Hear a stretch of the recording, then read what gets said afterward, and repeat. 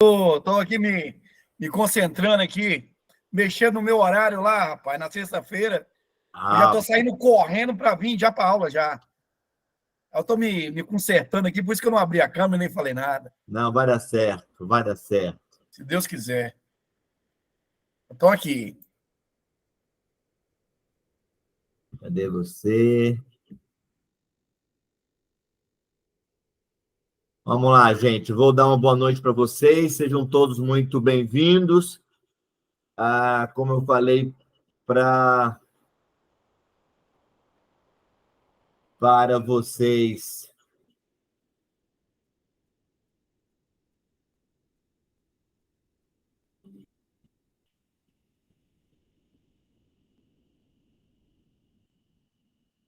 Todos conseguem ver aí?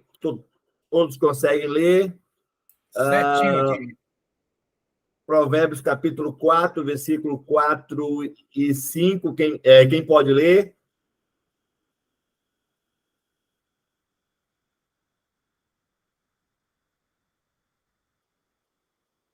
Quem pode ler esses dois versículos aí? Se eu quer que a gente lê?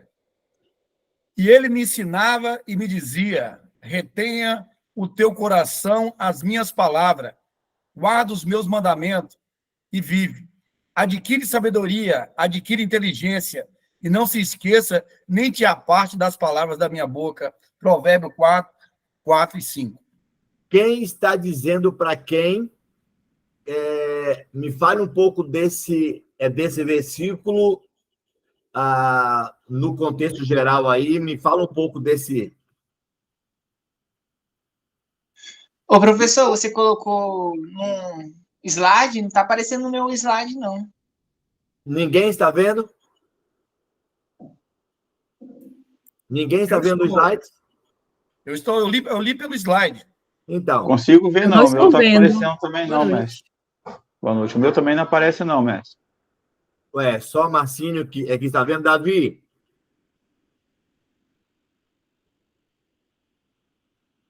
Aparece para mim, Edenilson, certinho. Oi? Aparece para mim, sim, professor. Será que é por causa do celular?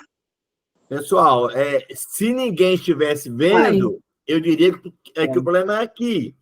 Mas se Marcínio está vendo, quem mais falou que está vendo? Eu não estou vendo, mas eu estou no notebook. Eu não estou vendo também, não. Tenta sair e entrar novamente, vocês. Ele está na tela, ele compartilhou na tela. Eu entrei agora e não estou vendo, só está o nome CETEBS está apresentando. No início estava, mas agora voltou ao primeiro slide. Hermenêutica, Provérbios capítulo 4, versículos 4 e 5.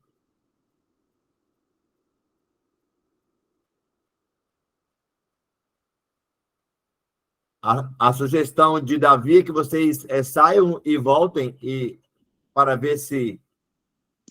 Para mim, eu saí e voltei, continuou a mesma coisa. Oi? Eu saí, voltei, continua a mesma coisa. Você também, Cris? Também. Eu vou tentar entrar pelo celular para ver se vai. Vejam aí. Eu estou usando o celular, mas não está funcionando não também. Quem está usando o notebook está vendo? O Marcino está vendo? Quem está no notebook? Notebook muito nítido para mim. Então. Muito mesmo. Eu estou usando o notebook e o celular não aparece. Bom, pessoal, para quem está vendo, vai me acompanhar. Para quem não está vendo, vai me ouvir, ok? Como nós já temos falado a questão Professor, Oi, tem Cristina? como mandar o slide no grupo? Assim que terminar a aula, sim. Tá. Ou você quer agora? Se pudesse, aí a gente ia acompanhando conforme Deixa eu ver se eu tenho aqui.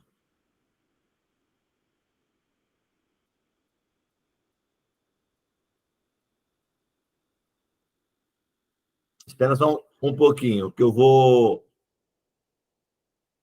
tirar ele aqui. Aí, na hora que você clicou em tirar, o que aconteceu? Apareceu e fechou novamente. É sério? Eu vou mandar de novo? Eu vou mandar de novo aqui, então vocês me falam se todos vão ver, ok?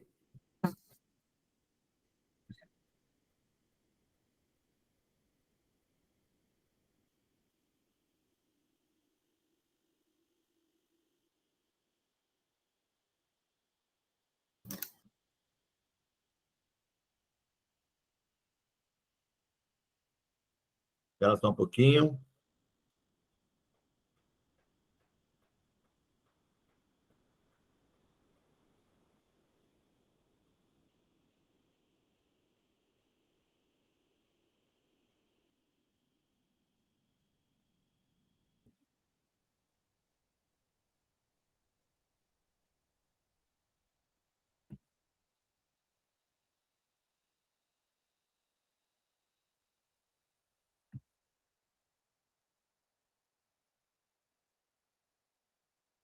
Agora aqui que não quer aparecer. Agora nem para mim.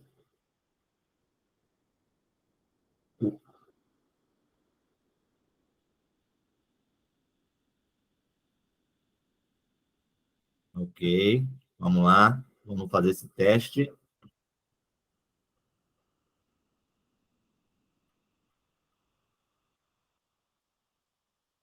Está visível agora. Agora está visível na tela. É ele me ensinava e me dizia: retenha o teu coração. Agora só tá o Também tá CETEPS. aparecendo. Aqui está aparecendo só o símbolo do CETEPS. E para mim apareceu A mim agora. também não está aparecendo, não. Pois é. Nem para mim está Tá completo aparecendo. aqui. E agora para mim tá. Professor, então joga no grupo para quem Eu não vou tá jogar no conseguindo. grupo, então, tá? Espera só um pouquinho. Já vai ficar mais fácil.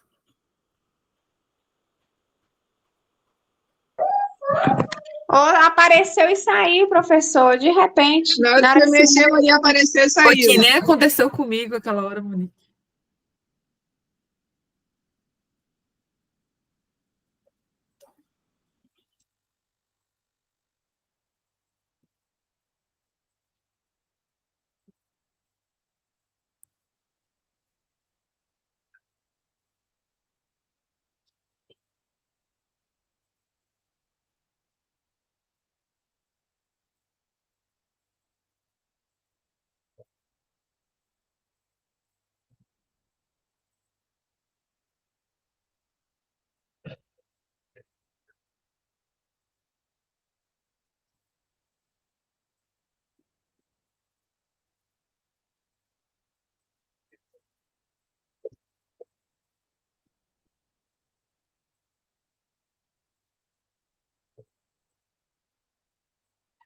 Quando eu acho que vai dar certo, eu estou no mundo.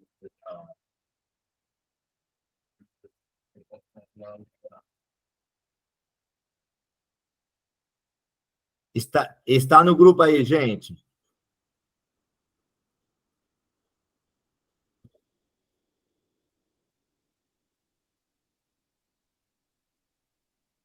Todos têm agora? Aqui está bonito comigo lá. Já estou com o carro ajeitado, tá bom? Fala aqui. O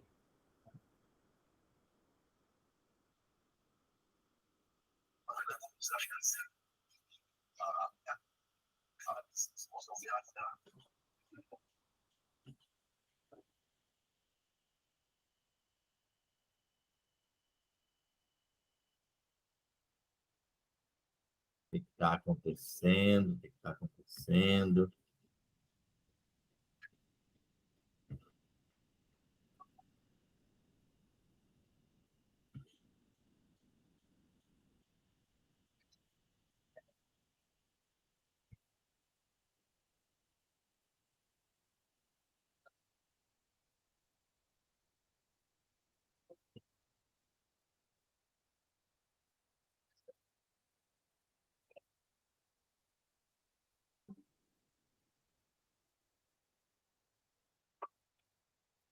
Agora apareceu, professor.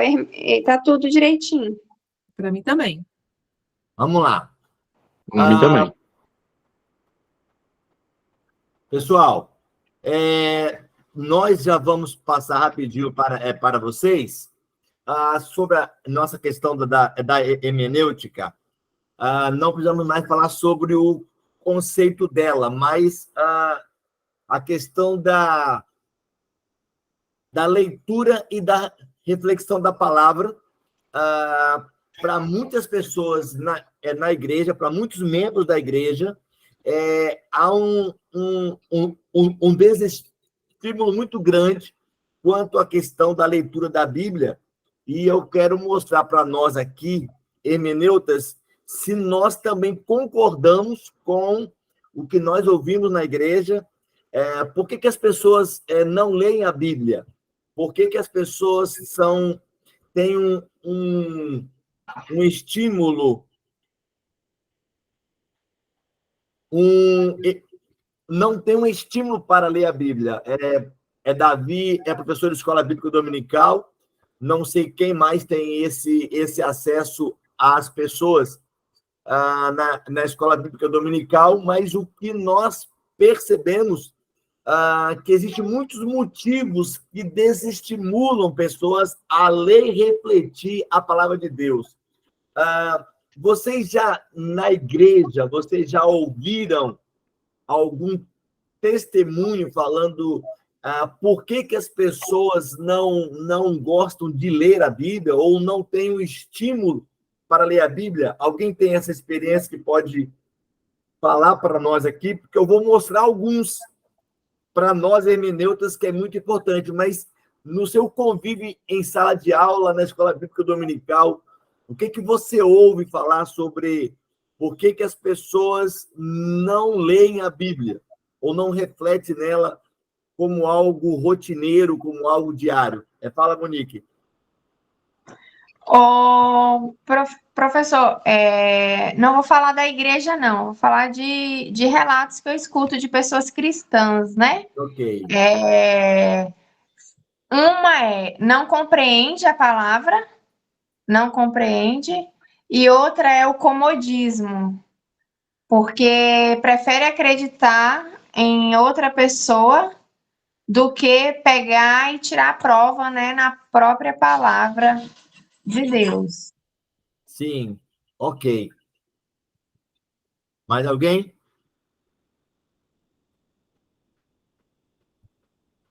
O que eu ouço muito, né, da juventude que a gente cuida é que eles não conseguem compreender muito bem, né, e alguns eu até sugeri usar uma linguagem mais simples para pegar o gosto, depois buscar uma outra, né, mas o que eles mais dizem é que é difícil compreensão. Ok. Pastor, só vou falar porque, por causa dos colegas, né, que eu sei que você já conviveu comigo aqui, né, foi meu pastor, né, já sabe que eu tenho algumas opiniões já formadas sobre certas coisas. Essa questão de estudar, não vou falar ler, não. Vamos falar estudar a Bíblia. Uma coisa é ler, né? Outra coisa é estudar. Estudar formalmente, estudar de forma objetiva, querendo compreender. Entendeu? Eu tiro pela nossa igreja aqui. Eu vou falar a verdade. Os crentes não estudam a Bíblia de maneira geral, e a Monique falou uma coisa legal ali, porque acredita que o outro pode me passar e é um comodismo. Mas eu vou falar para vocês que há uma vaidade. Eu observo aqui na nossa igreja, as pessoas não estudam a Bíblia por uma vaidade, por achar que já sabe. É impressionante. Eu até brinquei com o menino aqui. Você sabe que tem o Pedrinho aqui da igreja? Um menino da nossa igreja, menino inteligente, Pedrinho, né? Sim. E eu, às vezes, dou oportunidade para ele lecionar, que eu quero treinar ele, e ele dá aquele show ali, mas aí um dia desse eu falei para ele assim, eu vou te dar um livro de 150 páginas para você ler. Tipo assim, eu vejo que ele tem uma resistência quando fala, vamos ler um livro, vamos fazer uma busca. Por quê? Eu até brinquei com ele, falei, olha, uma hora vai acabar. Essa busca que você faz na internet aí, no Google, aquela coisa rápida, mastigada, isso não é fundamento para um professor de EBD. Ele tem que ter algo mais, ele tem que ser um pesquisador. Nem que seja um pesquisador empírico, que ele está começando, não precisa ter uma base. Eu não entendo de arqueologia, eu não consigo buscar as raízes arqueológicas, antropológicas da Bíblia, tudo bem, mas é possível fazer um estudo melhor. Então, eu atribuo que os crentes não leem a Bíblia por vaidade, é uma vaidade, chega a ser orgulhoso. Por quê? Porque já está tudo aí no Google.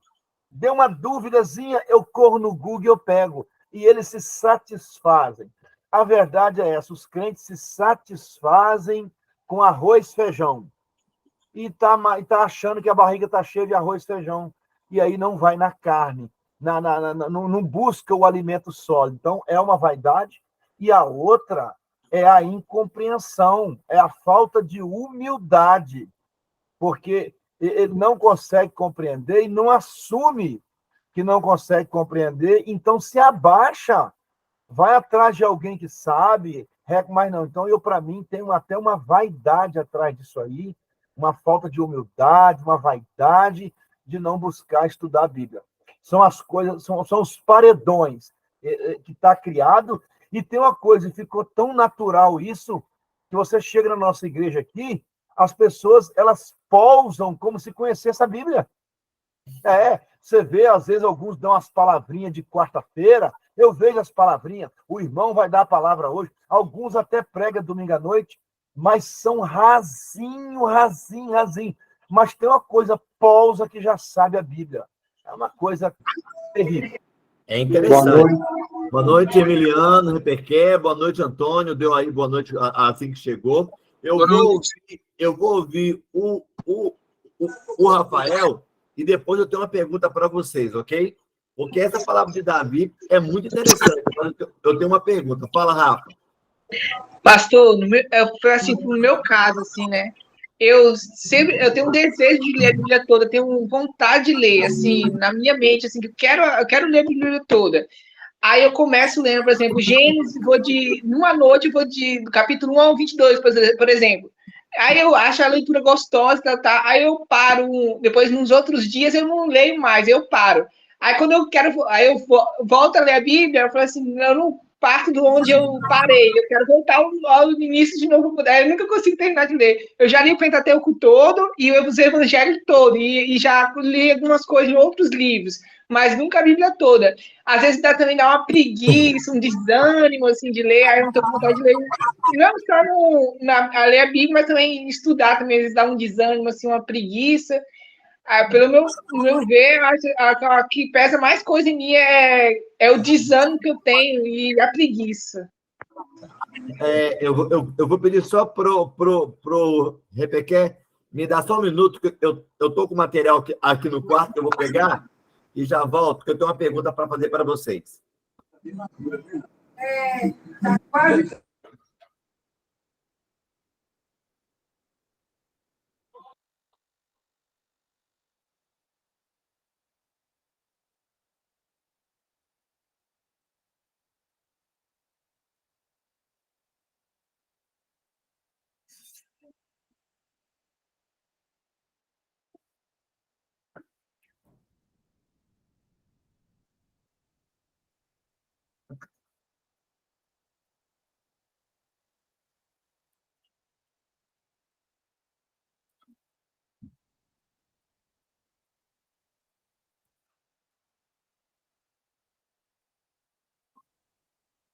Vamos lá, Repequer, dê sua palavra aí para a gente dar sequência quanto à questão. Eu iniciei a nossa aula falando quanto à questão da hermenêutica, que tem a ver com arte e consciência, e nós estamos entrando já em hermenêutica bíblica, onde fala sobre a interpretação, o entendimento. E eu começo a nossa aula hoje falando sobre muitos são os motivos que desestimulam muitas pessoas a ler e refletir sobre a palavra de Deus. E aí eu pergunto aí, vocês que têm esse convívio com as pessoas da igreja, talvez sejam professores de escola bíblica, no entendimento de vocês aí, quais são desses desestímulos que tem levado as pessoas a não ler e refletir sobre a palavra de Deus? Boa noite, pastor. Boa noite, irmãos aí, Davi, Antônio, os demais colegas. Pastor, sobre a pergunta aí, que o que tem desestimulado aí é a própria, no meu ponto de vista, é a própria igreja, né, que não vem pregando o verdadeiro evangélico, né? Prega mais prosperidade, às vezes muita intriga dentro da própria igreja, aí o pastor fica se esquivando de resolver, aí uma ovelha pula para o aquário do outro. E também os discipulados que são feitos hoje em dia não estão preparando as pessoas, como eu posso dizer, direito, assim, para ser os verdadeiros crentes, mas estão deixando a desejar, e a pessoa, o novo convertido, acredita numa palavra e quando ele vai viver na prática, no primeiro obstáculo que ele tem como crente, ele frustra, né? Aí vem as frustrações espirituais, né? Ele fica, como eu falo, abusado espiritualmente e desiste daquela igreja, parte para outra, não cria uma identidade verdadeira, não reconhece seu propósito, não reconhece Só um minuto aqui, que eu estou dentro da igreja, mas é isso que eu tinha para falar, pastor. Tá bom, Pequeno, obrigado. Antônio. Boa noite, pastor. Boa noite, colegas. Boa noite, querido. Aquele episódio da Baby Consuelo, no carnaval, essa semana,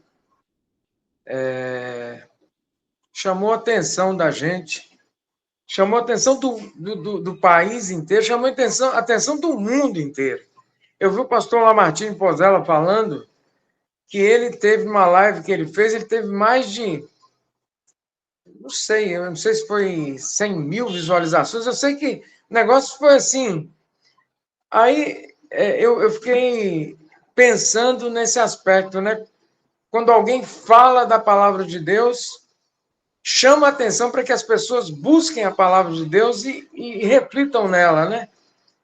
E aquele episódio fez com que as pessoas estivessem pesquisando até, porque muitas pessoas ali sequer sabiam o que significava o arrebatamento, não é? E muita gente acha que o Apocalipse é algo assim, leva a palavra Apocalipse como um caos, mas não liga ao Apocalipse ao Apocalipse bíblico que nós estamos vivendo. Eu já apaguei a câmera, deixa online. Deixa eu aproveitar essa palavra sua, Antônio. Eu te devolvo ela novamente. Eu quero ouvir essa opinião de vocês como estudante de teologia, porque, assim, de tudo que eu tenho ouvido dessa reação do que aconteceu naquele palanque, você põe uma coisa aí muito, muito interessante. Eu não sei se a Baby Consuelo estava no lugar certo, na hora certa, com a palavra certa. Eu não sei. Eu não sei se o momento cabia para aquela palavra. Eu também não sei. Eu não sei o quanto de Deus aquela palavra vai repercutir para aquela turma que estava ali, naquele momento, ouvindo aquela palavra. Ficou duas coisas contraditórias. Ficou uma palavra de uma mulher em cima de um palanque, em pleno carnaval, alertando as pessoas acerca de uma volta de Jesus, que as pessoas, não, no meu entendimento, não têm a dimensão do que é isto da volta de Jesus, e eu falo pela igreja, porque a igreja não vive como se Jesus estivesse voltando. Eu falo pela igreja. Eu não consigo ver a igreja esperando Jesus voltar. Eu não vejo a igreja vigilante. Aí Repequer, ele coloca o ponto de vista dele, como é que a igreja está hoje. Eu não vejo a igreja vivenciando essa volta de Jesus nesta vida de santidade, nesta vida de preocupação. Eu não sei o quanto que é preocupante para a igreja saber que Jesus está voltando. É um item desse. E tem um outro lado de uma outra pessoa dizendo que vai macetar o Apocalipse, que é capaz de macetar o Apocalipse, porque não tem Apocalipse que possa com ela, ou enfim, né? Mas nós, como estudante de teologia. Vocês entendem que o texto As Pedras Clamarão, eu ouvi uma mensagem ontem e eu não consegui, na verdade, fazer a conexão com o texto. Ele usou o texto usando justamente o fato que aconteceu em Salvador. Mas alguém falou lá porque as pedras estão clamando. Como é que vocês conseguem? Pode se conectar esse texto, As Pedras Clamarem, com a fala da Baby Consuelo? Pastor, eu até fiz um... Tá me ouvindo bem? Sim.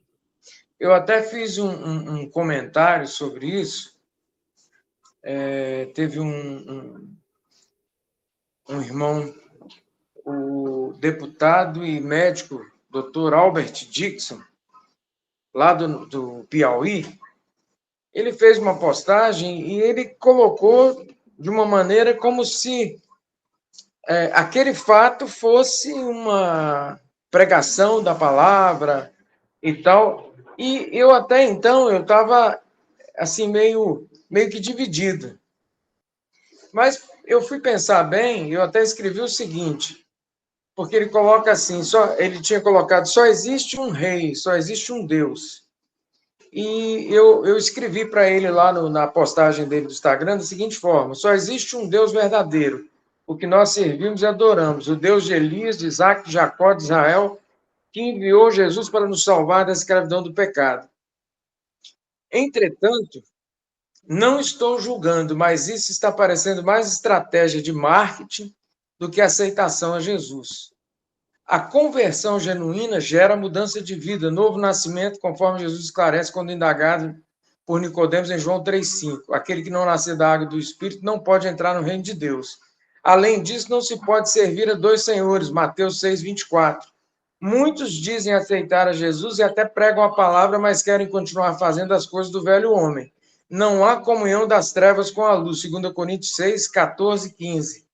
Creio que esse precedente é muito perigoso, principalmente para jovens e adolescentes que têm esses artistas como ídolos. Repito, não estou julgando, mas Jesus dizia, vá e não peques mais, João 8, 11. Ademais, pelos frutos os conhecereis. É possível alguém colher uvas de um espinheiro ou figos das ervas daninhas? Mateus 7, 16. Então, esse foi o meu comentário da postagem dele, porque eu entendo que a Baby Consuelo, lógico que a gente não pode julgar ninguém, mas isso que eu disse é exatamente porque, na minha visão, quando alguém aceita Jesus, não pode demorar tanto tempo para a transformação acontecer, porque já tem anos que eu vejo a Baby Consuelo dessa forma. Ela não mudou nada, só mudou aquilo ali que ela tem ousadia para falar onde quer que ela esteja. No programa do Jô Soares, assisti, se não me engano, ao vivo, ela falando de Jesus, mas eu entendo também que isso não significa uma conversão, mas que Deus pode usar quem Ele quer e aonde Ele quiser.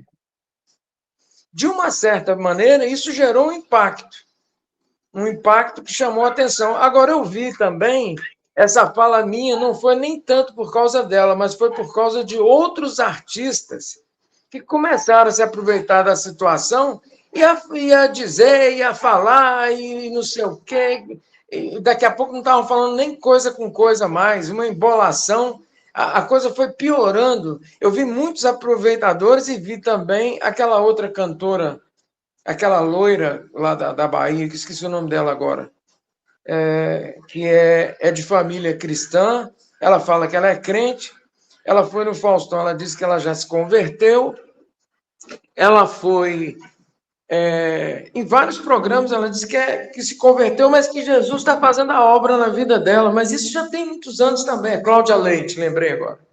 A Cláudia Leite, que ela mudou uma letra da canção dela que fala, eu não sei se é Iemanjá. Yeshua, sim. Ela substituiu por Yeshua. Yeshua e foi vaiada, na verdade. Então, sei lá, Jesus disse que no final dos tempos nós teríamos falsos profetas, enganadores, e a gente tem que ter muito cuidado, né, quanto a isso. Porque Joia.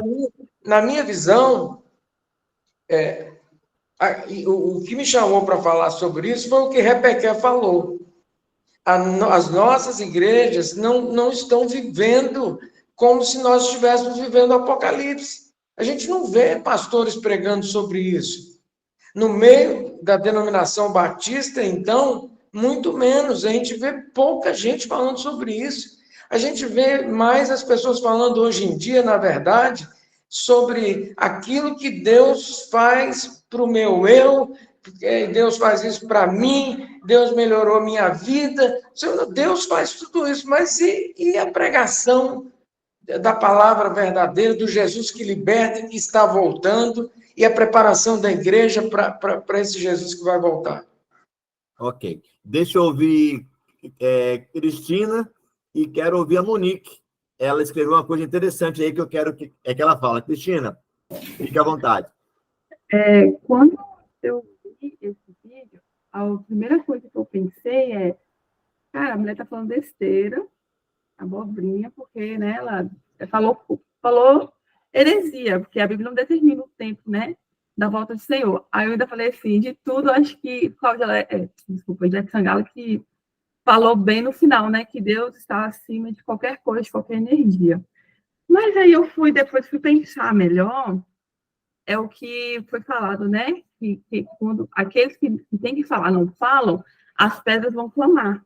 E eu comecei assim a pensar, beleza, ela teve a ousadia, talvez eu não tenha, ela teve a coragem que eu não tenha, mas talvez não teve aquela palavra que talvez eu tenha, todos nós aqui tenhamos, né? E eu comecei a olhar para ela de outro lado, eu falei assim, se eu estou achando que ela não está totalmente certa, ou realmente ela falou parte besteira, então por que eu também não dou as caras, saio às ruas e falo da volta de Jesus, né? Por que eu, como foi dito, por que eu não estou, talvez, alertando, trazendo as pessoas à realidade da volta de Jesus, que é um fato que vai acontecer? Então, eu fiquei pensativa nisso. Cadê o meu ID dentro da minha cidade? Cadê eu falando para a minha igreja se comportar realmente como Cristo vai voltar?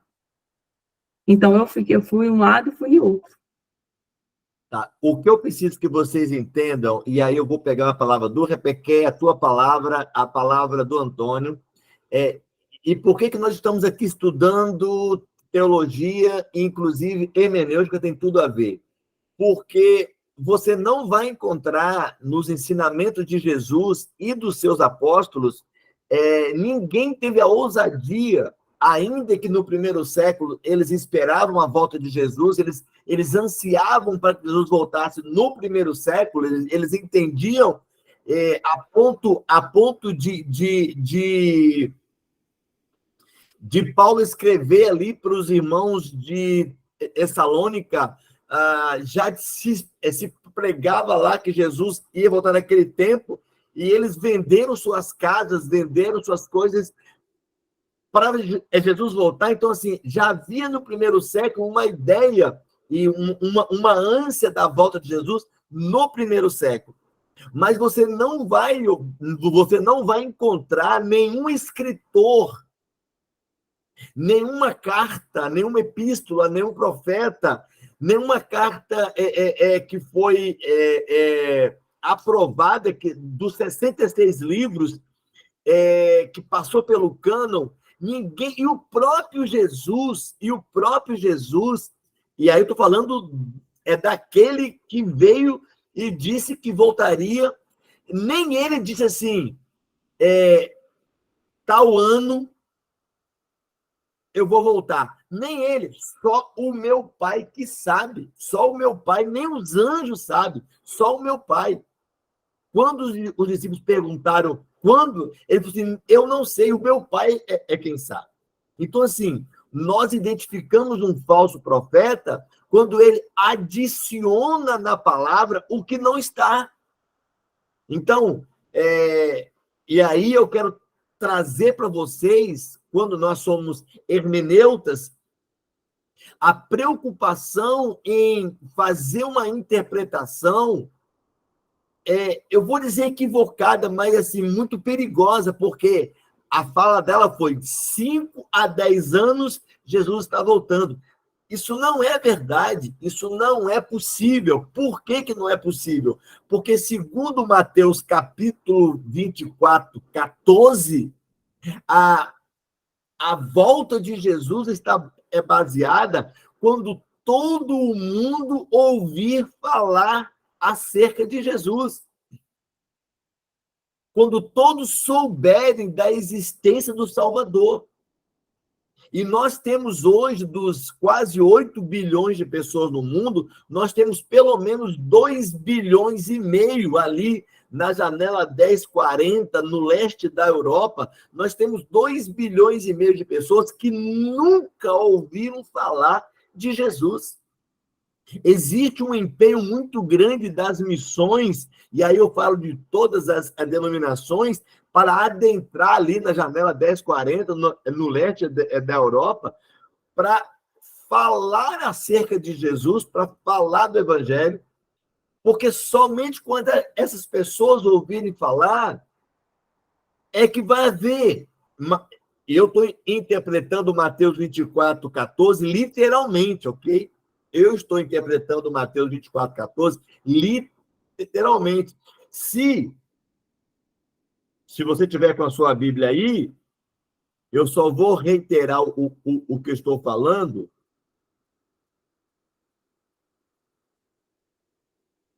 E será pregado este evangelho do reino, não é o que Paulo disse, um outro evangelho, e será pregado este evangelho do reino por todo o mundo, para testemunho a todas as nações, então virá o fim. Eu interpretando literalmente esse texto, dito por Jesus, este evangelho do reino está sendo pregado, não está em todo o mundo. Nós temos 2,5 bilhões de pessoas que não conhecem o evangelho do reino. Este fim não tem como acontecer de 5 a 10 anos. Então, assim, um falso profeta, ele é conhecido quando ele coloca uma interpretação dele, quando ele acrescenta algo que não está escrito. Então, nós estamos visivelmente diante de uma falsa profeta. Eu estou dizendo que nós estamos diante de uma falsa profeta. Podem fazer a crítica a Ivete Sangalo, porque ela é ímpia, mas eu estou fazendo uma crítica a alguém que se diz pastora e que está levantando, fazendo uma afirmação que, segundo a palavra, não é verdade. Então, nós estamos diante de uma falsa profecia. Igualmente, um outro pastor, isso está no YouTube, se você quiser fazer uma pesquisa, ele fez a seguinte afirmação: Jesus construiu uma mansão em Cafarnaum, na beira da praia, porque ele era marceneiro, e ele, então, com um piscar de olho, com uma palavra dele, ele fazia com que as coisas aparecessem, a mesa aparece, cadeira aparece, guarda-roupa aparece. Ele construiu um mundo financeiro para ele primeiro, para depois ele começar o evangelho. Essa pregação está no YouTube, contestada por muita gente, e eu quero trazer para vocês que nós já temos, eu estou afirmando que nós, hermeneutas, nós temos grandes problemas em fazer uma interpretação da Bíblia, se nós não tivermos a preocupação de estudá-la de fato como ela deve. Eu vou mostrar alguns desafios para se estudá-la. E eu estou dizendo aqui que nós estamos no século XXI, já vendo aquilo que Jesus falou: se levantarão falsos profetas falando em meu nome. E o que nós vimos nessa semana é aquilo que a palavra de Deus diz, que o próprio Jesus disse, quando ela pegou o microfone e disse para uma multidão uma inverdade. Jesus não está voltando daqui a 5 ou 10 anos, o Apocalipse não está para acontecer daqui a 5 ou 10 anos, porque o evangelho do reino não chegou ainda para 2,5 bilhões de pessoas. Eu estou dizendo, eu estou a partir da palavra de Jesus, que eu estou falando para vocês. E vocês precisam tomar muito cuidado quando vocês estão. E aí eu falo para o Antônio, que é ministro, é na área da música, ele que canta a palavra, eu sei disso, ele, mas a esposa. Eu tenho o Davi Loredo, que usa muito bem a palavra, tanto na escola bíblica quanto no púlpito, mas nós ouvimos muita gente fazendo interpretação, colocando palavras naquilo que Deus não falou. Vamos ouvir o Antônio, depois o Igor. Eu vi, professor, muitos pastores, inclusive, se aproveitando desse fato para fazer live. Aí a gente, poxa, eu peço perdão a Deus se estiver julgando, mas o texto diz, pelos frutos vos conhecereis. Então, a gente vê que a pessoa parece que está se aproveitando para ganhar holofote, né? É mais ou menos por aí. E sobre esse vídeo que o pastor falou, o pastor Wagner passou um trabalho para a gente, para a próxima segunda-feira, exatamente sobre esse vídeo. As aulas estão conectadas a 1000, a 1000 por hora. Ótimo, O pastor Wagner passou esse trabalho para os colegas, para nós fazermos uma análise, né? Exatamente daquele pastor sobre aquele episódio, aquele fato. E eu assisti essa semana um vídeo dele. Ele foi chamado para fazer uma live com 2 rapazes e colocaram ele contra a parede, e ele se preparou. Ele se preparou e arrumou texto para justificar os textos dele. Eu quero que vocês vejam isso por causa disso. Ele encontrou 4 textos que falam de Jesus em Cafarnaum, com a casa em Cafarnaum, na praia. Ele encontra os textos, mas ele faz um acréscimo, ele usa uma fé pessoal para fazer uma interpretação totalmente equivocada, que assim, vai contra tudo aquilo que o próprio Jesus viveu. Não teve por usurpação ser igual a Deus. Tomou a forma de servo. Então, assim, é importante que vocês vejam, até para que, dentro da hermenêutica, a importância, o cuidado que nós temos que ter com a palavra de Deus. Parece que ele quis dar uma conotação material a Jesus. Como se Jesus se importasse com as coisas materiais. Não, Jesus tinha casa, ele tinha uma mansão na beira da praia, quase que justificando assim, não, eu também posso ter, né, o crente pode ter. É a teologia da prosperidade, né? Querendo tomar muito cuidado. Teologia da prosperidade. Vamos lá, Igor. Ok. Eu queria trazer agora uma forma de enxergar, né? Lógico, fica à vontade. Mestre, o senhor... colegas, será que esse momento da Baby com a Ivete, ele deve ter sido visualizado por quantos milhões de pessoas, assim? Sei lá, só para refletir. A gente vai chegar no número, né, mais por muita gente, né? E aí o senhor estava trazendo para nós o versículo de Mateus, né? Versículo 14. E eu queria fazer uma pergunta. O pregar o evangelho, do jeito que as coisas estão avançando hoje pelas redes sociais, né? As redes sociais é utilizada para fazer outras pessoas conhecer sobre o evangelho, não é, professor? É aquilo que eu te falei. O texto fala evangelho do reino. Que evangelho que está sendo pregado? O problema é aquilo que Paulo disse para os Gálatas e que acontece hoje com muita naturalidade.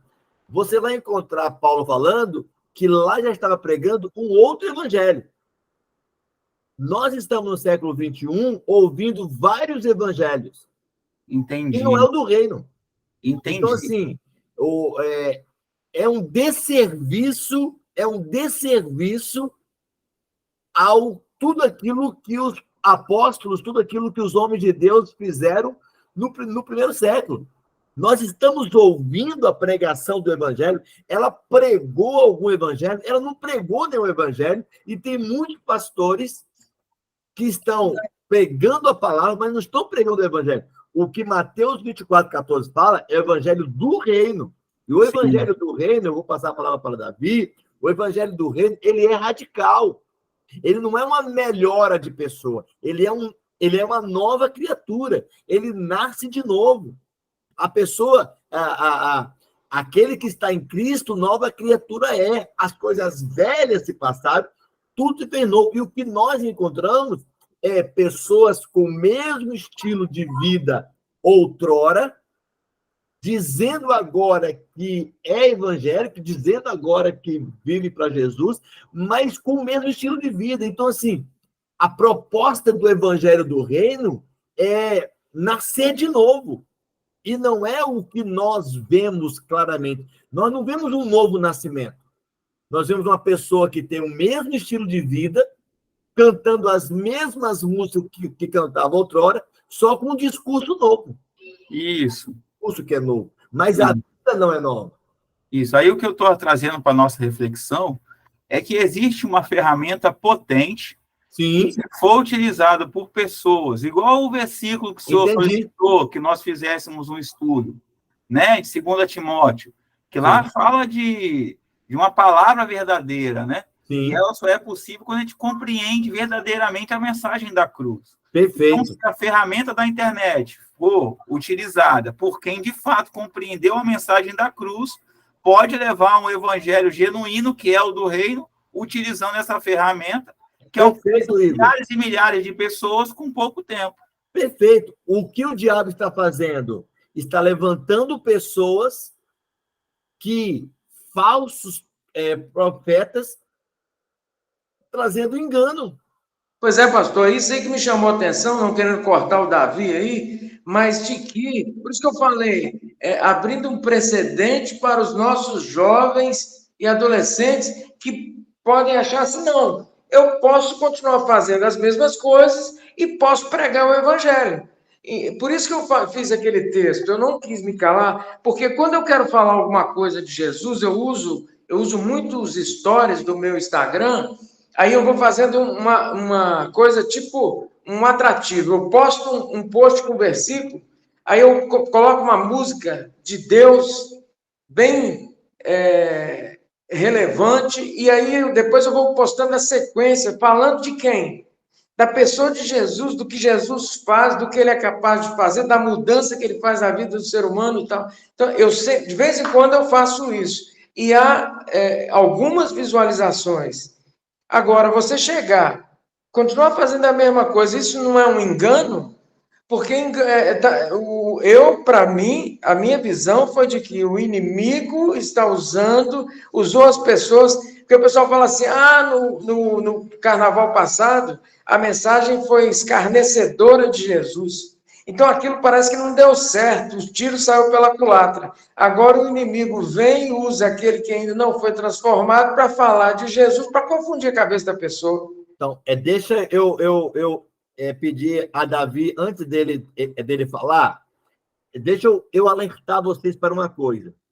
Um dos textos que me traz mais preocupação é o final do discurso de Jesus, que é o chamado o Sermão do Monte. Eu digo para vocês que o Sermão do Monte, 5, 6 e 7, nós estamos diante do estatuto do reino, nós estamos diante da ética do reino, nós estamos diante da estrutura, da forma de viver do reino, se você pegar Mateus 5, 6 e 7. Mas quando ele chega no capítulo 7, já no final, ele fala assim, e muitos, e eu quero enfatizar o muitos, e muitos virão a mim, e dirão. E o que eles dirão, queridos? O que é que Mateus capítulo 7 vai dizer lá, a partir do versículo 24, 25, 26, se não me engano? O que muitos estarão diante de Jesus e dirão para ele? Quem é que lembra? Em teu nome nós profetizamos, falamos línguas. Pregamos, profetizamos, fizemos milagres. É isso. E o que Jesus vai dizer publicamente para que todos ouçam?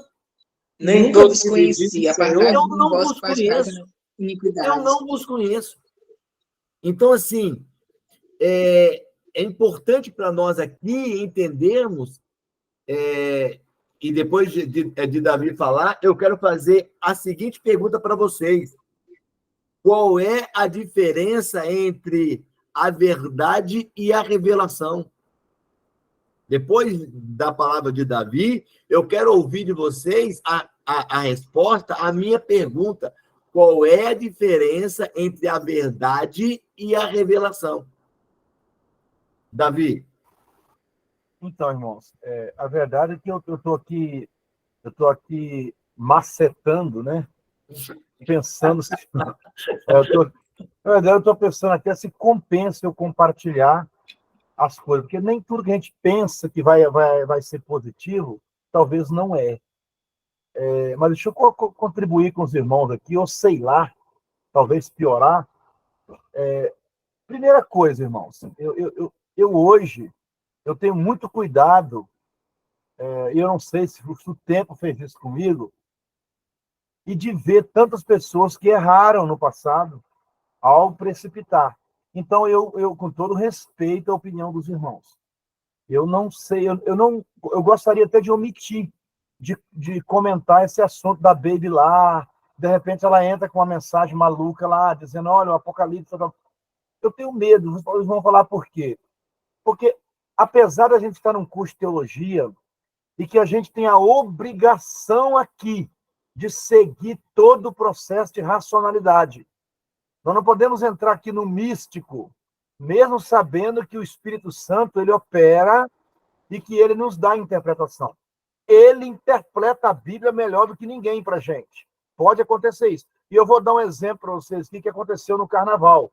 Carnaval não, nesse retiro que eu tive com os irmãos aqui na Lagoa. Mas antes eu vou pontuar, eu estou tentando sintetizar tudo que vocês falaram aqui rapidinho. Depois, como diz agora, ficou famosa a frase, depois vocês me macetam do jeito que vocês quiserem. Mas olha bem, por exemplo, se esses não se calarem, as próprias pedras clamarão. Eu não consegui até hoje nenhuma resposta a quem são essas pedras. Ou a coisa mais próxima que eu consegui achar é que havia um ditado popular na época de Jesus, quando uma pessoa queria expressar que alguma coisa era impossível de acontecer, ela dizia, só se as pedras fizerem.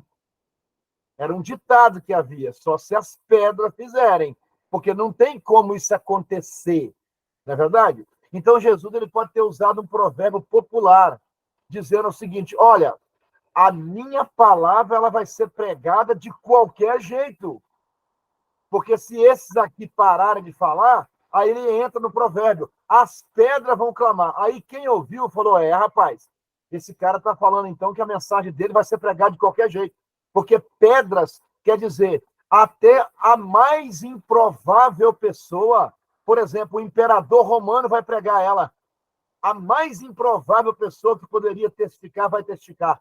Então, é uma das interpretações, correto? Mas nada impede também que Jesus se referia à pedra mesmo, fisicamente. Por quê? Ele falou que até dessas pedras Deus pode suscitar filho de Abraão, por que não pode suscitar pregadores da verdade? Então, essa é só para os irmãos remoer. Ô, pastor Samuel, eu vou te falar uma coisa para os irmãos com todo o meu coração. Eu cheguei lá no acampamento e os irmãos me convidaram para falar no sábado, no domingo à noite. Me convidaram para falar no domingo à noite. Desculpa, no domingo de manhã e domingo à noite. Perfeitamente. Domingo de manhã e domingo à noite. E eu fui levar uma palavra para eles no domingo de manhã. Eu falei sobre aquela passagem lá do profeta, né? Ainda que a figueira não produza fruto. Abacuque. Abacuque. E ali foi uma palavra maravilhosa que Deus me deu. Quando foi aí, para surpresa minha, eu teria que falar novamente no domingo. Aí eu orei ao Senhor na tarde, falei, Senhor, me dá uma palavra. Não é que eu quero revolucionar o acampamento, não é que eu quero ficar para a história aqui. Mas me dá uma... E o Senhor colocou no meu coração aquela mulher cananeia, que falou que os discípulos mandou Jesus despedir ela, e ele concordou em despedir ela, só ele não despediu. Mas ele concordou, ele falou, realmente eu vim atrás das ovelhas da casa de Israel. Ou seja, despede ela a vocês. Quando eles foram despedir ela, ela saiu correndo e arrancou a última carta que ela tinha na manga. E ela falou, não faz isso comigo, não. Tem dó de mim, porque os cachorrinhos, eles também comem da migalha da mesa do seu Senhor. Aí Jesus falou, aí você está de sacanagem comigo. Ou seja, ela quebrou Jesus no meio. Ele falou, não tem condições. Você tem uma fé que não tem condições, não. Vai que a tua filha vai ficar curada. Então, em cima olha bem, eu comecei a falar sobre a grandiosidade não de Jesus. Eu foquei na mulher, porque ela tinha perdido tudo. Ela era uma improvável, ela era cananeia, ela não era israelita, ela não tinha genética, ela não tinha não tinha nada de judeu. Então, ela não tinha direito à bênção historicamente, geneticamente, geograficamente, ela tinha tudo contra ela. Aí ela tirou uma carta da manga. Ela tirou uma ferramenta que até então ninguém tinha usado, e nisso ela alcançou a bênção. Agora o que tem a ver isso com a aula de hoje? Só quero dizer para os irmãos que quando eu estava falando isso, olha bem, e aí fica para os irmãos entender como que o Espírito Santo faz. Na hora que eu estava falando aquilo, a minha mente lembrou, no meio da mensagem, eu lembrei de um autor de metodologia científica, não sei se é o doutor Fred Kerlinger, que escreveu Explicações Científicas, não lembro qual é, ou se é o Leônidas Heisenberg, que é um grande sociólogo, escreve, né, Metodologia das Ciências Sociais, mas tem um momento no livro dele, de um desses caras que eu não lembro qual é, ele começa a narrar dizendo o seguinte, que o cientista ele tem que estar pronto para buscar a verdade em todo lugar. Aí olha o que ele disse. Ele disse que todos nós moramos em uma casa, claro, é a realidade americana, porque ele é americano. Ele diz, todos nós moramos numa casa.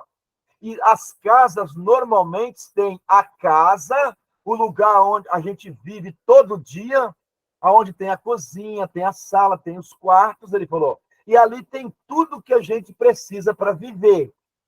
Mas, normalmente, ele falou, as nossas casas também têm um sótão, que é um lugar que fica por cima, onde a gente quase não vai nele. Normalmente, esse sótão ele é sujo, ele não é muito legal, mas só que quando vem uma tempestade, quando está fazendo muito frio, você deve se refugiar no sótão, que às vezes a própria casa não tem tanta segurança do que o sótão. E ele continua dizendo o seguinte, só que toda casa, além de um sótão, ela tem também um porão. E o porão é onde estão as ferramentas que nós não temos dentro de casa.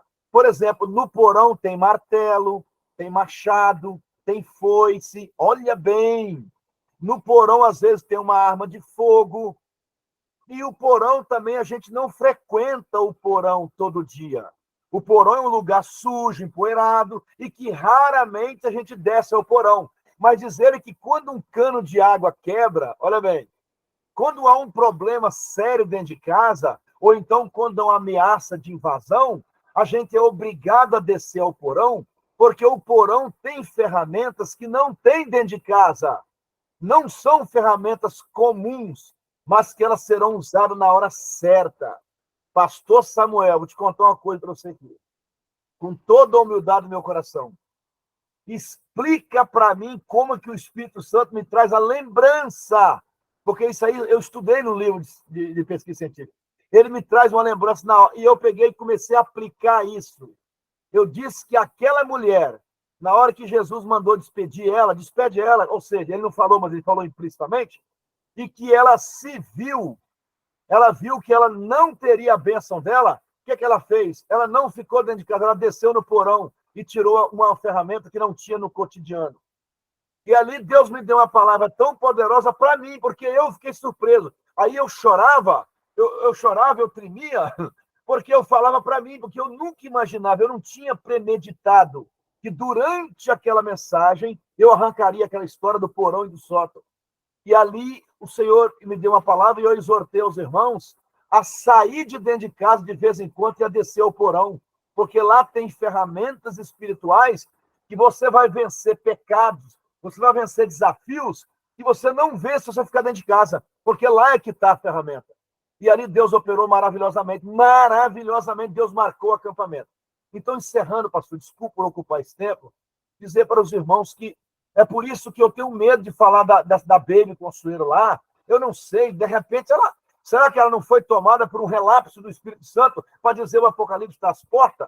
Eu sei que ela precipitou em colocar data, mas será? Então, só estou fazendo a pergunta. Ou se realmente ela queria ter um momento de... Mas será que essa mulher precisa de usar aquilo para ter um momento de fama? Porque essa mulher está na fama já. Ou será que ela não teve um relapso desse? Então, eu não sei, eu quero dizer com tudo isso que, apesar de toda a hermenêutica racional que nós temos que usar, nós temos que estar aberto para que, em algum momento, o Espírito Santo... Eu vou dar um exemplo, pastor Samuel. Você pregou uma mensagem, para encerrar. Irmãos, o pastor Samuel, ele foi convidado para pregar num evento que teve aqui em Marilândia chamado Dia do Evangélico, há 2 anos atrás. Você lembra, pastor Samuel? Pastor Samuel pregou uma mensagem, ele começou a pregar uma mensagem racional. Todo mundo sabia que era racional. Uma mensagem racional, bonita, intelectiva. De repente, ele foi tomado por uma força maravilhosa, pastor Samuel, maravilhosa. E ele pregou uma mensagem tão poderosa, tão fervorosa, que tinha um rapaz ao meu lado, que ele é policial civil. Ele saiu de Nova Venécia, veio para Marilândia, alguma coisa incomodou ele está desviado, estava desviado há muito tempo. E dizendo que ele não aguentou ficar em casa, ele foi lá para a praça para ouvir a mensagem. Pastor Samuel acabou a mensagem, ele tocava em mim, ele suava frio, ele tremia, e ele virou e falou: Davi, se essa mensagem não valeu nada para ninguém, ela valeu para mim.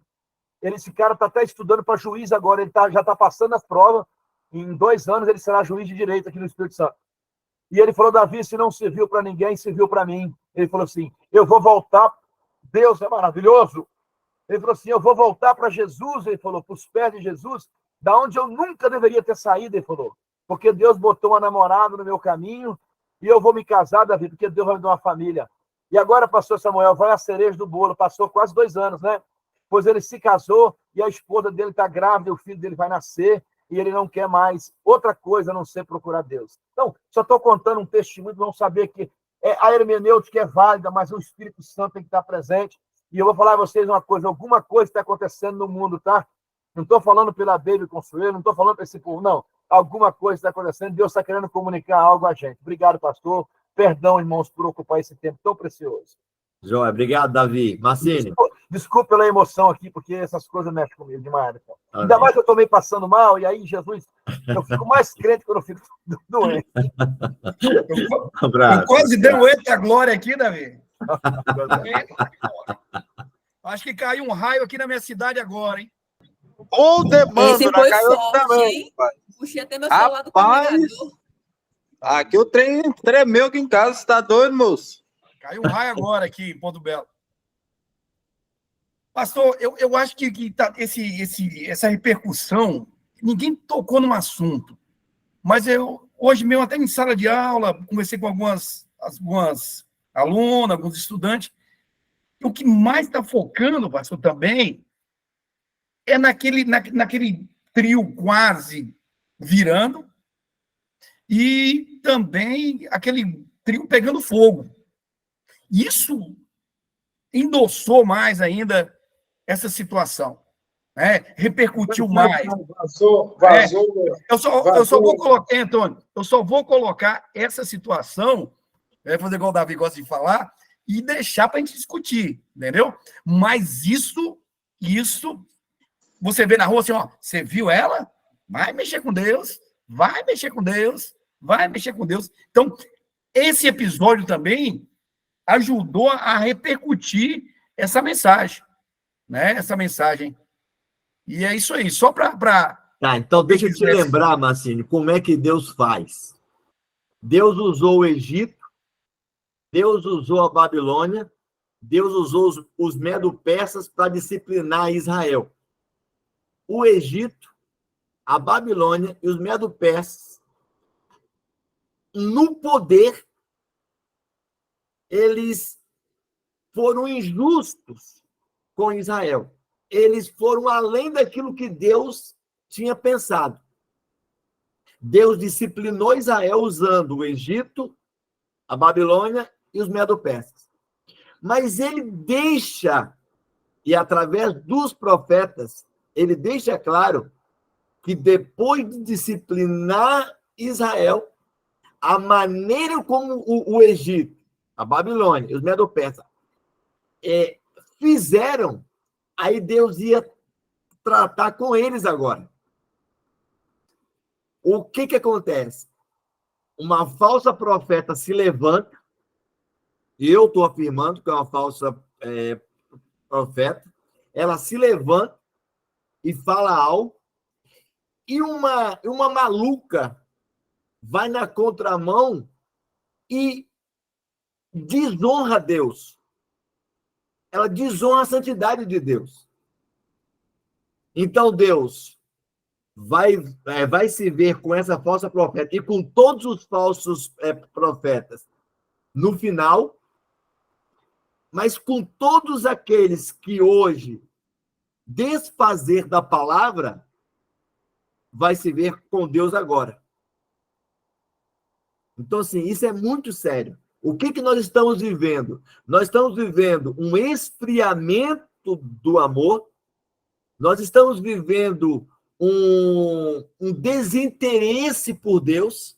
O ateísmo, ele é muito forte. Essa semana agora, eu estou num grupo onde foi pedido uma oração por um pastor que se tornou ateu e que agora ele teve um surto mental. Então, nós estamos vivendo um tempo em que nós precisamos da razão, mas também da alma. Quando eu pergunto para vocês qual é a diferença, apostasia, exato, qual é a diferença da verdade e da revelação? Se você for para mim distinguir qual é a diferença entre a verdade, a aletheia e apocalipse e revelação, diz para mim, porque isso para a hermenêutica é de fundamental importância. A minha esposa está aqui, por baixo, dá para ver você, hein? Muito bom, eu. Então, assim, qual é a diferença de aletheia, a verdade, e apocalipse e revelação? E para mim esse conceito é importante, viu? Vamos lá. Professor, eu dei uma pesquisada para entender melhor e aí eu peguei essa conclusão, que a verdade são objetivos, né? São fatos objetivos, princípios. E revelação é revelar ou tomar conhecido, né? Tornar conhecido algo que estava oculto ou desconhecido anteriormente. Coloca isso dentro da teologia, Monique. Teologicamente, você fez um conceito técnico, ok. Mas coloca isso dentro da teologia, dentro da hermenêutica, dentro daquilo que nós estamos discutindo aqui, sobre a verdade da palavra, a verdade acerca da palavra e a revelação acerca da palavra. Dá para, usando esse conceito seu, fazer uma distinção muito clara? Pois é, a verdade, né? A verdade é o eu sou, a verdade é a vida. E aí nós temos que fazer o quê? Seguir a obediência, os princípios dele, né? Quais são os princípios? Em Mateus mesmo, no Sermão do Monte, traz nós a consciência, né? O que são os princípios? Os principais ali, né? Os humildes, misericordiosos, os que choram porque serão consolados, os pacificadores, né? Os princípios, para mim, seria isso, né? Teologicamente, a verdade, essa é a verdade, é quando eu vivo o estilo de vida conforme a vontade de Deus, conforme a ordenância dele. Não que ele não obriga ninguém, mas eu desejo, eu anseio viver essa verdade. Não sei se eu expliquei, claro, Não, né? você explicou, tá ótimo. Muito Agora a grato pela sua revelação. participação. Então tá. Fala, Antônio. Verdade e revelação não seriam a mesma coisa? Porque Deus quando manda Jesus, ele manda Jesus como sendo a verdade, o caminho e a vida. Não é? Eu até achei um texto aqui que diz o seguinte: a revelação e a teologia são intimamente ligadas. Uhum. A tarefa teológica é baseada na possibilidade de conhecer algo de Deus por meio da sua própria automanifestação na história humana. O Verbo realmente se fez carne e habitou entre nós, cheio de graça e verdade. Então, sem a revelação, não há teologia. Joia. Quem mais? Igor. Fica à vontade, Igor. Meu é breve aqui, né? Eu acredito que a revelação só tem quem vive na verdade. Ok. Isso, direto por uma fonte divina. Sim. Ok. Então, assim, quando Jesus fala que ele é a verdade, quando ele fala que ele é a verdade, alguém certa feita usou uma seguinte ilustração. Imagine que você entrou numa mata, que você entrou numa floresta e você não consegue sair. E dentro desse percurso, dentro dessa mata onde você está, você encontra um índio. Você encontra uma pessoa que tem acesso àquela mata, que tem conhecimento acerca dela, e dentro de mata não tem caminho, não tem estrada. E aí o índio fala assim: me segue, olha para mim, onde eu pisar você pisa, onde eu entrar você entra. O índio passa a ser o caminho, ele passa a ser o rastro, ele passa a ser a trajetória. Consegue entender? A verdade ela tá mais nesse contexto de rastro, de trajetória. Então, Jesus fala assim: ninguém vem ao Pai, olha o caminho, ninguém vem ao Pai, não é ninguém vai, é ninguém vem. Então, assim, existe um trajeto ao Pai, existe um trajeto a Deus. Quem é? Jesus. Então, ele é essa verdade. Então, eu preciso olhar para ele. No Monte da Transfiguração, quando Pedro, naquela empolgação, diz: vamos fazer 3 cabanas aqui, um para o Senhor, um para Elias e um para Moisés. Não era nem para ele, mas Tiago e João. Era para Moisés, uma para Elias, uma para Jesus. Aí uma voz fala assim: ei, esse é meu filho, ouvia ele. Ele é a verdade. Então, assim, a verdade é para mostrar onde Deus esteve. É para mostrar onde Deus esteve. Mas a revelação é para mostrar onde Deus está. O que a igreja está fazendo? A igreja está pregando a verdade, dizendo onde Deus passou, o que Deus fez, o que os apóstolos fizeram.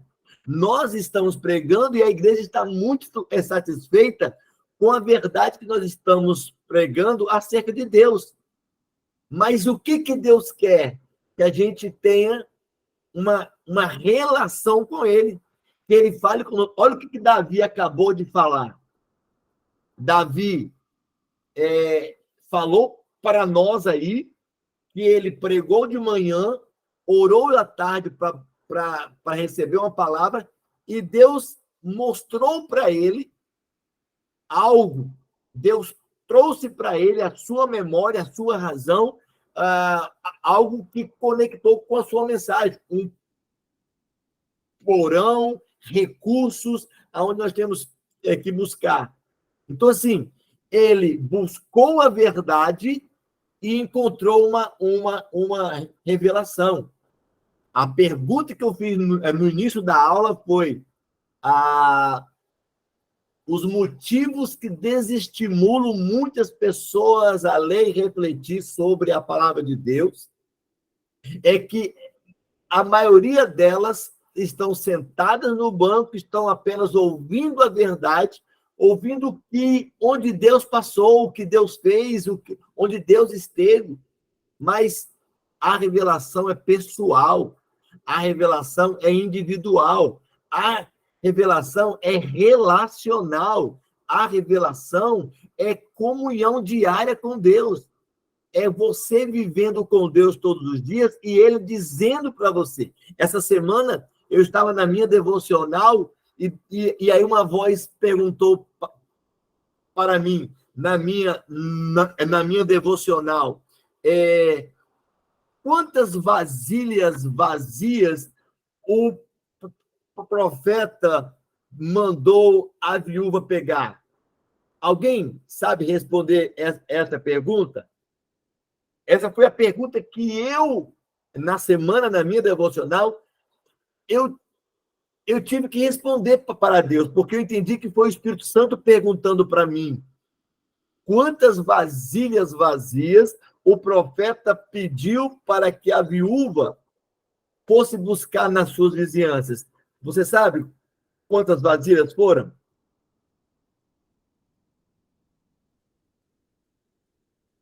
Alguém sabe?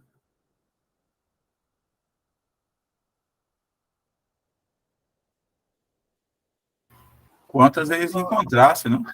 Quantas forem encontradas, quantas foram, não importava se era 5, se era 50 ou 5 mil. Olha o que Deus me falou essa semana, na minha devocional. Os recursos não faltam. O azeite não acaba. O que eu tenho para você não acaba. Pode acabar os seus recursos, pode acabar as suas vasilhas, mas o que eu tenho para dar para você é inacabável, é para sempre. Quando Eliseu mandou o rei pegar a sua aljava cheia de flechas e mandou atirar, o rei atirou 3 vezes e parou. Eliseu era um profeta, na minha leitura, na minha imaginação, na minha pesquisa, era um cara muito temperamental, era um cara muito esquentado.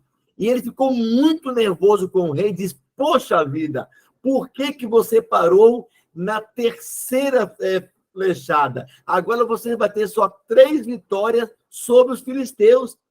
Se você não tivesse parado, quantas flechas você estivesse atirando, seria às vezes que você ia ter vitória. Eu não sei quantas vasilhas aquela mulher pegou emprestada. Eu sei que chegou um dado momento que ela pediu mais uma e um dos filhos disse: mãe, acabou. Mas o que acabou? Acabou a vasilha. E concomitantemente o texto vai dizer que o azeite parou. Se o filho tivesse trazido mais uma vasilha, o azeite continuaria derramando. Porque aquilo que Deus tem para nós não acaba. Mas o que acaba de repente, é eu parar de crer. O que acaba, muitas vezes, é o meu desânimo. De repente, eu paro de perseverar, eu paro de buscar. E aí o azeite acaba. Mas o que eu recebi de Deus como revelação foi: o que eu tenho não acaba. Enquanto você estiver com vasilhas, enquanto você estiver botando recurso na minha mão, eu vou encher você. Então, assim, eu tenho a verdade, que é a palavra, eu tenho algo que Deus fez lá no passado com aquela mulher, mas Deus falou para mim essa semana: enquanto você se apresentar para mim, eu vou encher você. Enquanto você se apresentar para mim vazio, eu vou encher você. A revelação é eu encontrar onde Deus está. E quando aquela mulher samaritana, e um dos nossos trabalhos tem a ver com esse texto, ela fica perguntando: é no norte ou no sul? O meu povo vai buscar no norte, lá em cima, nas montanhas. Jerusalém vai buscar no sul, lá embaixo, lá no templo. Ele disse: não é mais no norte, lá na montanha, não é lá embaixo, mais no sul, mas agora é dentro de você. Mas agora é dentro de você, agora é em espírito e em verdade.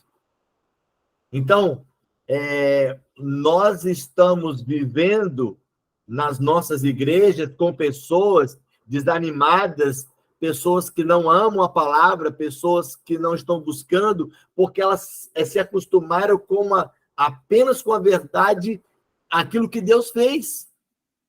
Quando elas poderiam buscar a Deus, e Deus disse assim: eu continuo fazendo. Eu continuo fazendo. Então, não é mais o Deus de Abraão, de Isaac, de Jacó, não é o Deus de Paulo, mas eu posso ser também o seu Deus. Então, assim, eu tenho a hermenêutica racional, onde nós estamos estudando a questão técnica, mas dentro da hermenêutica eu também tenho a parte espiritual, e aonde eu falo do Espírito Santo, porque ele nos guia em toda a verdade. Ele nos guia em toda a verdade. Então,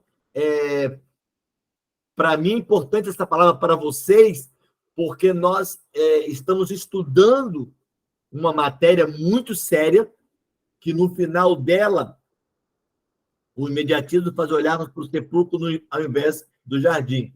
Muito bem, Monique.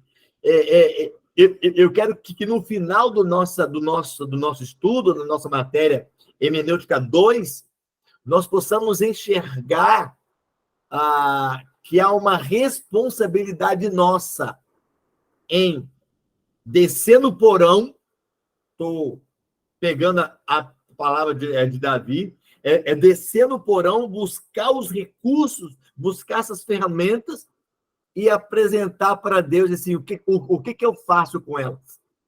E aí vem a revelação. Pastor, Davi. Não, rapidinho.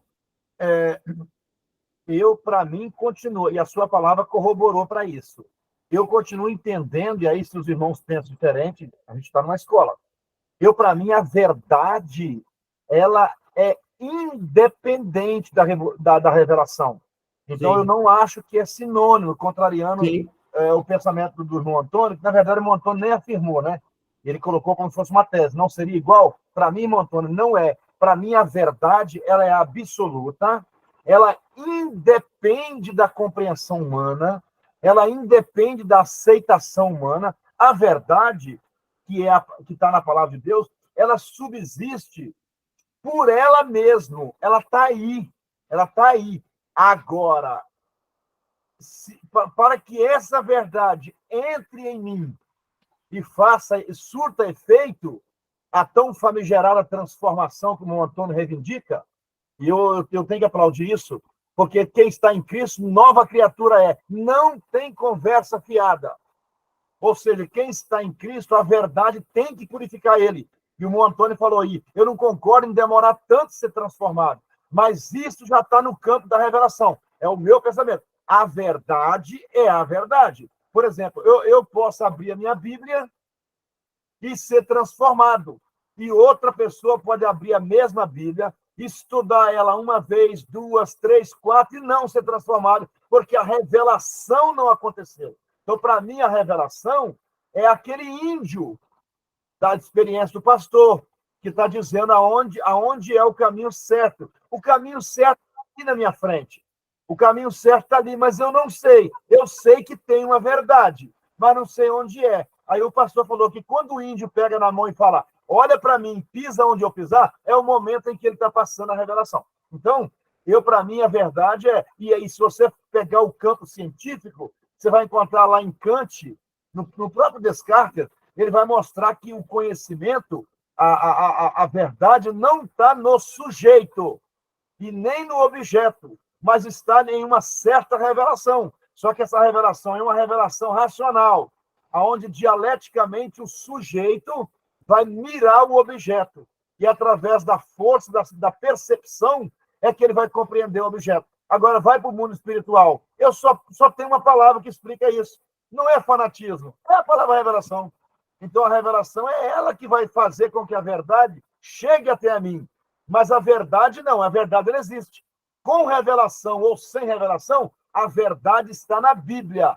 Eu quero ver ela sair dali e entrar dentro do homem. É aí que tem a revelação. Obrigado. É aquilo que Igor falou, eu vou passar a palavra para a Monique. Nós temos muitos que conhecem a verdade, mas não têm a revelação. Ok? Monique. Não, professor, só aí o que o Davi falou, né?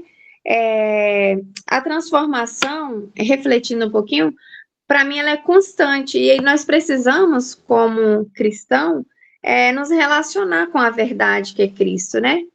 Porque se a gente não tiver essa constância, esse relacionamento gerando intimidade constantemente, o que vai acontecer? A gente acaba se distraindo com a inverdade. E essa inverdade pode chegar a um ponto da gente ceder aos prazeres, né, da vida. Porque nós sabemos que servir a Cristo não é fácil. E as circunstâncias do dia a dia, né, querendo ou não, nos atrai para a inverdade, para o desânimo. E quando nós nos relacionamos, né, com a verdade que é Cristo, traz nós a consciência, traz a nós a perseverança, né, de dias melhores, porque o que nós temos, acho que nós como cristãos, não é o medo, não é o tremor, né? É ali, além da obediência, mas é a esperança de dias melhores, de dias com Ele. Porque se a gente observar, a gente não visa ali só a eternidade. É dia após dia, clamando, desejando dias melhores, né? Em algo, né? Em alguma situação ou em alguma coisa. Só mesmo ajudando aí, porque o Davi falou e me trouxe isso, né? Nós, como cristãos, precisamos dessa transformação constante. Deixa eu ouvir Hildebrando e depois o Antônio. Boa noite, professor. Oi, querido. Deixa eu ver se eu entendi um pouco em relação à verdade e à revelação divina. A verdade, por exemplo, né, geralmente se refere a algo que é considerado como sendo um fato, né, uma realidade. Por exemplo, se a gente for trazer para dentro daquela passagem de Estevão, né, a verdade é que ele estava tentando expor ali a verdade, que era a crença em Cristo, e as pessoas estavam contra aquilo que ele estava pregando. Sim. Então, aquilo é uma verdade, porque era uma realidade, era um fato. Agora, a revelação é que, mais ou menos, ele tinha uma crença espiritual que aquilo que ele cria, ele ia ter um galardão, ele ia ter um resultado depois. Seria mais ou menos assim, pastor? Eu vou pegar esse entendimento seu. Ele faz uma linha histórica, ele pega desde Abraão até Jesus, ele traz uma verdade histórica até chegar à cruz, ok? Ele tem essa verdade, mas é somente ele tem uma revelação. Os que estão ouvindo não têm. Os que estão ouvindo têm a verdade, é científica, mas não é empírica. Eles têm uma verdade, um conhecimento, mas eles não têm uma revelação. Que é diferente de Estevão, que ele, além de ter um conhecimento, onde ele expõe essa verdade histórica, mas individualmente ele mostra que ele tem uma revelação, ele tem um entendimento acerca de Deus. E o que eu digo é que a igreja, infelizmente, ela vem tendo nas EBDs da vida muito conhecimento daquilo que Deus fez, mas individualmente uma busca diária não tem dado a eles, a para os irmãos, uma revelação de quem Deus é. Professor, então, essa verdade que você falou aí, aletheia, não é isso? Aletheia. Aletheia. Ela não é empírica, é isso? Ela é empírica quando há revelação. Quando há revelação. Ela é empírica quando você experimenta ela. Ah, tá. Beleza. Ok? Entendi. Ok. Antônio? Obrigado. Nada, querido. Pastor, então, aquilo que o pastor está querendo dizer é que nós precisamos, como crentes em Jesus, como igreja, passarmos a ter um comportamento diferente no nosso relacionamento com Deus e expressarmos aquilo que Deus tem feito hoje nas nossas vidas. Aquilo que Deus já fez nas nossas vidas, tem feito e vai fazer. Isso. Não ficar só lá no passado, dizendo, não podemos esquecer daquilo que Deus fez com o povo de Israel. Isso. Mas dizermos, não, Deus falou comigo. Eu tenho algumas experiências de uma vez, por exemplo, nós estávamos em campanha de missões, e às vezes a gente fica meio receoso de contar as coisas que Deus faz com a gente. Eu não sei se é a falta de costume no meio, na nossa denominação, mas às vezes a gente fica assim, será que eu devo falar sobre isso? Você está até pregando, você fica assim, será que eu devo falar sobre isso?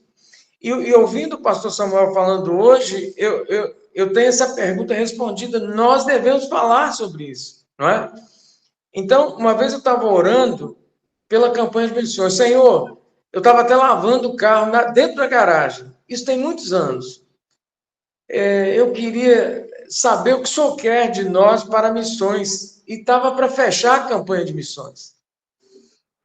E orando, eu pedindo, eu disse, Senhor, eu estou em dúvida, o que eu faço? O que o Senhor quer? O que a gente vai entregar?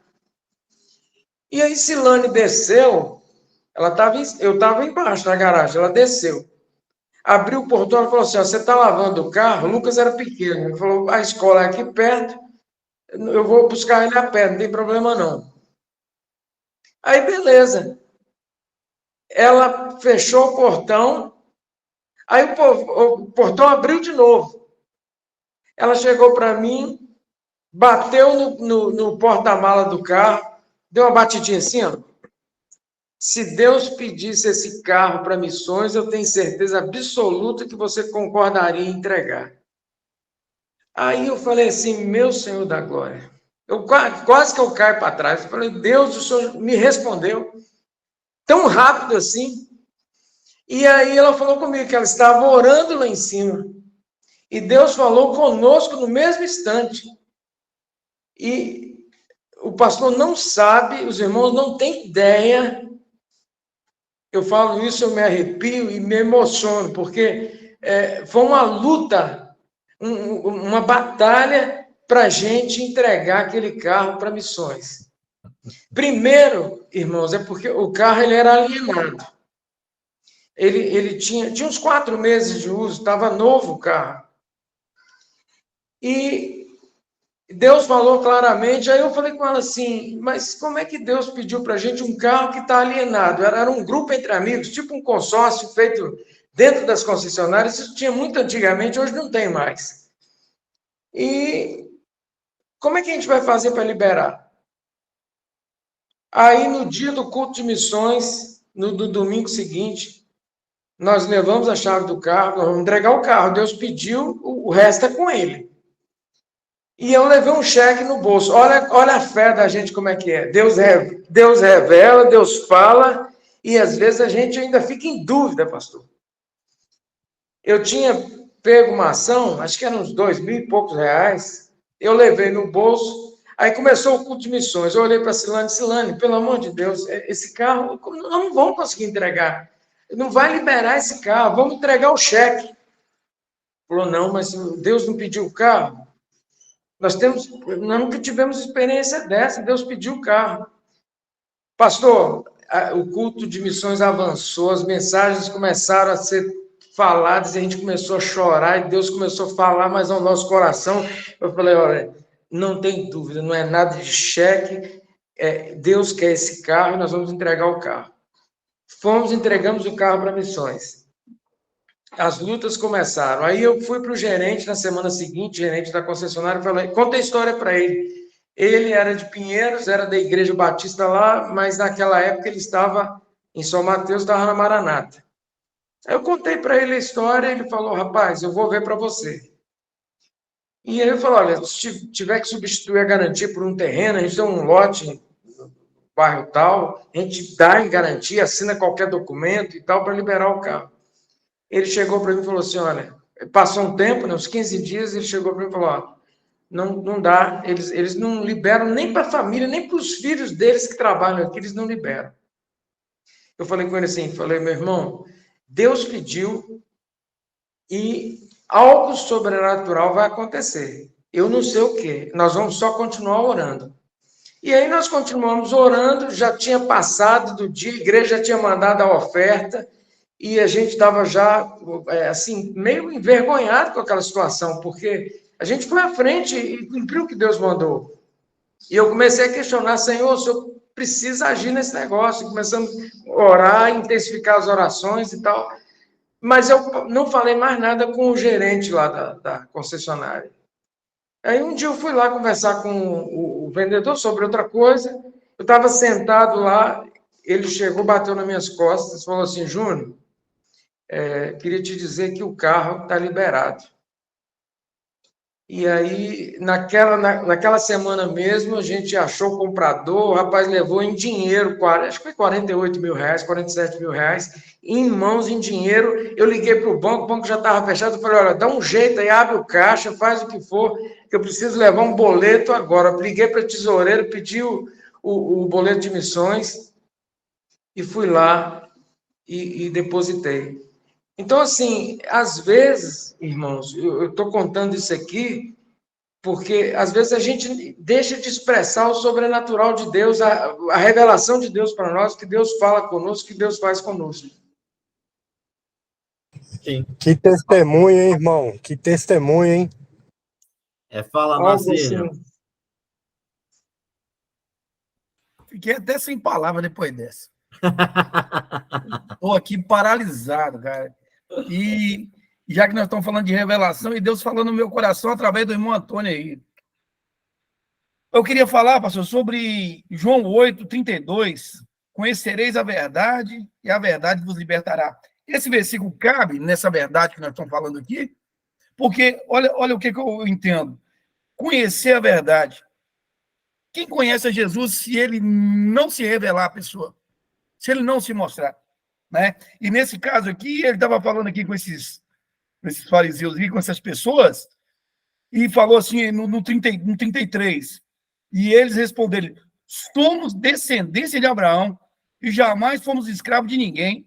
Como pode tu afirmar que seremos libertos? Então, Jesus falando de algo espiritual, algo de uma liberdade espiritual, e eles entendendo que era algo físico, algo de experiência vivida aqui no plano horizontal, né? Então, como é que a pessoa vai conseguir... A verdade foi oferecida, mas sem Jesus se revelar ou mostrar verdadeiramente qual o sentido. Agora, eu te pergunto, que sentido há se alguém chegar para uma pessoa que não tem essa revelação e falar assim, ó, o irmão Antônio Pereira Júnior, né? Ele falou que Deus tocou no coração dele e da esposa dele no momento de oração, e eles deram um carro alienado, né? Vai falar assim, isso é um besta que fica dando dinheiro pro pastor aí, esse povo aí, isso é um bobão, né? Eles vão falar isso e não vão entender verdadeiramente com esse mistério que tem, que é revelado só para aqueles que se colocam nessa posição. A mesma coisa também aconteceu com o Nicodemos, né? Vai nascer de novo, como assim? E quando ele entendeu, foi um dos que requereu o corpo de Jesus, né? Já estava ali já praticando e entendendo o que é o reino de Deus através de uma revelação. Se eu falei besteira aqui, o senhor me perdoa, pastor Samuel, e ajuda e passa o pano aí, faz ficar bom. Não, você está na mesma linha de pensamento. A questão é que os judeus, eles conheciam 612 verdades. Eles conheciam a verdade, a letra. E eles entendiam que a vida deles e que todo eu vou botar assim, a salvação deles estava pautada nesse conhecimento. O Saulo de Tarso tinha tanta convicção do que ele aprendeu aos pés de Gamaliel, que ele foi capaz de matar pessoas em nome dessa verdade. Ele perseguiu as pessoas e depois ele foi perseguido por Deus. O próprio Jesus veio até ele. Olha a diferença. Uma coisa é eu buscar Deus por meio do ensino. Nós estamos aqui estudando teologia. Nós estamos conhecendo Deus a partir da história. A hermenêutica, ela só vai ser bem feita quando eu desmistificar algumas coisas. A gente vai ter que parar daqui a 10 minutos, porque a gente vai ter que voltar na próxima semana para falar sobre essas dificuldades. Então, nós temos pessoas que conhecem a verdade, têm um conhecimento. Vou dar um exemplo simples. Todo mundo aqui tem um conhecimento de alguém, por exemplo, um certo ídolo. A gente sabe que Neymar jogou no Santos, a gente sabe que ele era um dos meninos da Vila, a gente sabe que ele jogou no Barcelona, a gente sabe que ele jogou no PSG, a gente sabe de algumas coisas que ele fez aí na sua vida particular. A gente sabe que ele está no Al Hilal, a gente sabe um monte de coisa sobre o Neymar. A gente pesquisa sobre ele. Aí, todo mundo aqui conhece o Neymar, sim ou não? Todo mundo aqui conhece o Neymar. Mas se ele aparecer hoje aqui, se ele se reunir aqui no estado do Espírito Santo, aqui em Linhares, aqui em Vitória, aqui em São Mateus, e nós formos até ele, alguém terá que nos apresentar ele. Alguém terá que nos apresentar ele. Esse aqui é o Antônio, esse aqui é o Marcinho, esse aqui é o Debrando, esse aqui é o Repequé, esse aqui é a Cristina. Mas nós não conhecemos Neymar? Não. Nós não conhecemos Neymar como de fato ele é. Nós temos noção acerca dele, nós temos o conhecimento de coisas dele. Muitos conhecem Deus assim. Muitos conhecem Deus. As escolas bíblicas, as nossas igrejas, os nossos cultos estão apresentando Deus assim. Oxalá nós fôssemos como Jó. oxalá nós fôssemos como Jó, que mesmo de ouvir falar, era um homem íntegro, um homem reto, um homem que se desviava do mal, mesmo conhecendo Deus, de ouvir falar, era um homem que orava de madrugada e fazia sacrifício pelos filhos, porque eles poderiam, depois de uma festa, falar algo sobre Deus. Jó, ele mesmo conhecendo Deus, de ouvir falar, ele tinha um temor de Deus. E quando ele conhece Deus de fato, hoje os meus olhos que veem, ele fala assim, eu sou uma ameba, eu não sei nada, os teus planos não podem ser... Olha como muda tudo. O que eu estou falando aqui é que a verdade, ela está nos levando a um trajeto de conhecer o que Deus fez. Quando ele fala assim, conhecereis a verdade, ele fala assim, conhecereis a mim e eu te libertarei. Ele fala, conhecereis a verdade. Então, assim, aqueles que estão ouvindo não conseguem entender o que está falando. A verdade é uma pessoa, e ela é única, ela é Jesus. Mas os próprios discípulos só foram conhecer a verdade quando eles receberam o Espírito Santo. Os que andaram com Jesus 3 anos só foram conhecer a verdade quando, em Pentecostes, no capítulo 2, quando o Espírito Santo desceu sobre eles. Sem o Espírito Santo, é impossível conhecer a verdade. Sem o Espírito Santo, eu conheço sobre Deus. Eu conheço tudo sobre Deus. Eu preciso ir no Google. Eu preciso fazer um curso de teologia e eu sei tudo sobre Deus. Agora, é no dia a dia, é buscando Ele no dia a dia, é na sua devocional, é no seu a sós com Ele, é você buscando na palavra, que Ele vai se revelar para você. Hildebrando, gente, eu tenho 5 minutos, tá bom? Curiosidade, professor. Em verdade, significa o quê? Essas duas Amém, vezes? amém. Amém, amém, né? É ele deixar bem claro que o que ele está falando é absoluto.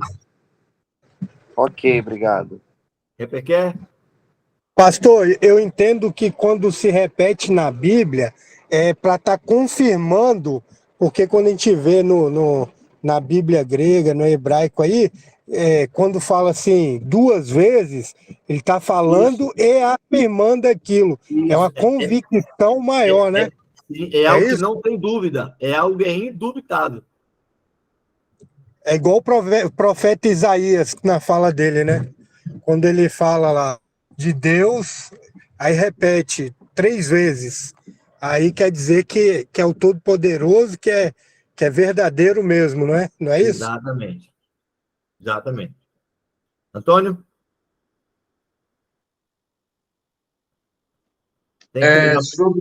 Sobre aquele... O versículo que o pastor passou para a gente. Depois o pastor vai trocar uma ideia com a gente sobre ele? Sim. É porque hoje é praticamente impossível até eu dar minha aula, né? Eu não consegui entrar na aula. Essa é verdade. Eu estou no slide 2. Davi já não queria que você desse aula mesmo. Antes da aula, né? Então, assim, o que eu preciso, queridos, nós vamos, nas nossas aulas posteriores, nós vamos entrar na parte técnica, não tem jeito, nós vamos ter que estudar essa parte técnica de hermenêutica. No final da nossa matéria, que é a 2, 2 coisas precisam estar muito claras. 2 coisas. Nós estamos estudando a verdade acerca de Deus. Nós precisamos levar para o púlpito a verdade acerca de Deus. Ok? Mas também, nós, como homens e mulheres de Deus, temos que receber a revelação de Deus para que não fiquemos apenas com aquilo que Deus fez, mas com aquilo que ele continua fazendo. Então, a hermenêutica ela vai nos levar para dois caminhos. Eu vou usar a palavra de Davi novamente, a ideia do poço, a ideia do porão. Nós vamos ter que descer mais, nos aprofundar mais, buscar mais ferramentas, recursos, meios para a gente poder nos aproximar